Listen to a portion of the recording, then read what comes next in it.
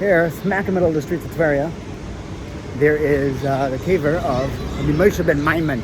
Now, his father is known as Maimon, the father of Rabbi Moshe, Maimonides, but he himself was a Rav in Cordovero in southern Spain, and until in the 1160s, the Arabs lived in peace. The Muslims and Jews as a central hub of the Jews for hundreds of years. But then these al-Mahmids, this fanatical group of Muslims, charged in and destroyed the Jewish city, and their belief was you convert or die. And most chose to leave, and they fled to northern Spain, and that began the northern Spain era. Others chose to convert. The Rambam himself, his family, Rambam himself was 13, kind of a crazy birthday present, to exile. And they ran from city to city.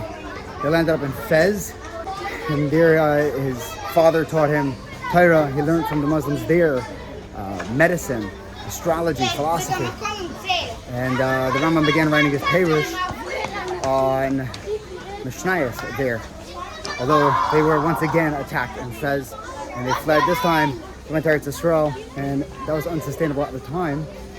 So there was fighting happening there.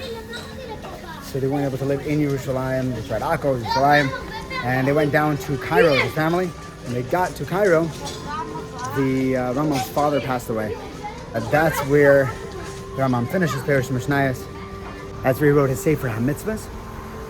His brother David was an import-exporter to India over the Red Sea, and that was the parnasa. The Rambam sat and learned. He was a kol avrich, a younger man, but his brother died at sea. There was a shipwreck, so all of their money in the ship and his brother was all lost in one shot. The Rambam was, besides for being destitute, losing his beloved brother, he was destitute financially, and he had to go work. Sultan Suleiman, the king of Egypt, hired him as his private doctor. And that's where the Rambam made his parnasa. He describes his schedule in a tshuva.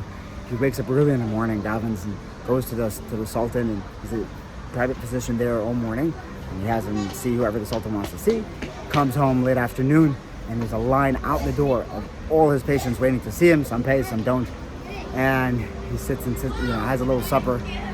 He sits with his patients all day until it's late at night. And then the community, who's also a Rav, he had a yeshiva, and he was busy like you can't imagine. The community leaders would come and talk to him about the community affairs at night.